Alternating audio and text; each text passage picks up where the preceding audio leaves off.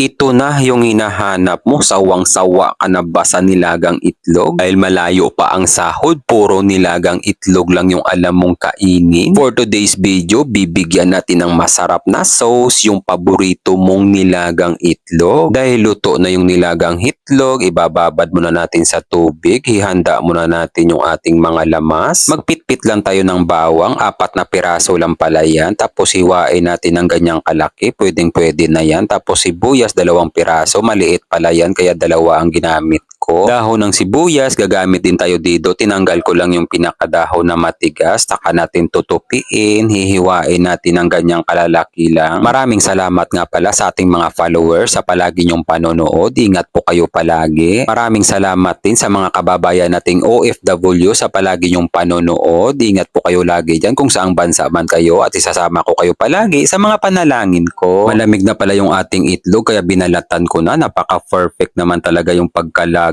natin. Walang sabit, madali lang tanggalin yung pinaka-shell ng ating itlog. Ganyan pala ako magbalat. Pinupukpok ko muna ng kapwa itlog. Tsaka natin tatanggalin yung pangalawang skin ng itlog para kapag hinila natin yung shell, sasama na doon. Ganyan yung technique ko sa pagbalat sa itlog. Tapos maglagay lang tayo ng mantika sa mahiwagang kawali. Magisa na tayo ng mga lamas. Isasabay na rin natin dito yung pamintang durog. Tapos asukal, 2 kutsara para masarap, manamis-namis. Tapos 2 kutsara din na tomato paste. Gigisahin muna natin yung tomato paste sa ating mga lamas para mabawasan na rin yung asim ng ating tomato paste. Maglagay na din tayo oyster sauce, 2 kutsara. Haluin lang natin para kapit na kapit talaga yung mga lasa sa ating mga lamas. Syempre, tubig. Maglagay din tayo, mga 2 tasa. Saka natin hahaluin muna. Sisimutin muna natin yung gilid ng kawali kasi kumapit na yung mga lasa dyan. Ihalo natin sa pinakasabaw. Maglagay na din tayo magic seasoning. Saka natin tatakpan para mabilis din siyang kumulo. Maraming salamat nga pala sa ating mga bagong followers sa palagi niyong panonood. At kung bago ka pa lang sa page natin, welcome na welcome ka dito at sisiguraduhin ko sa iyo na mag-i-enjoy talaga kayo.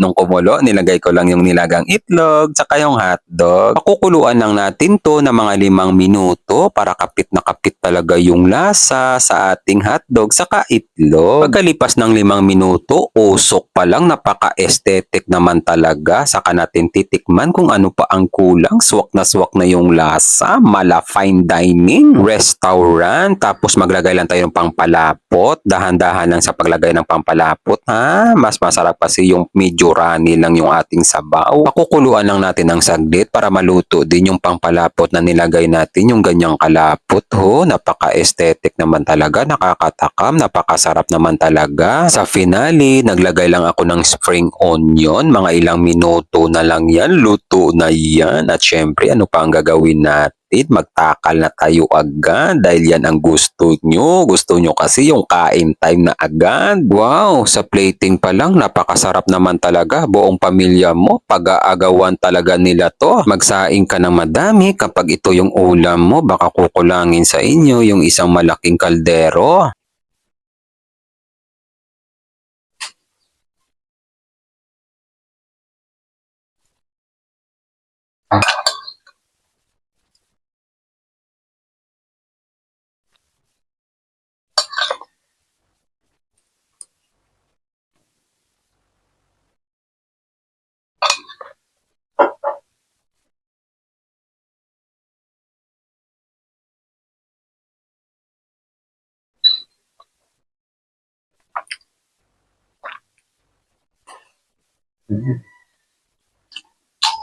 Sarap.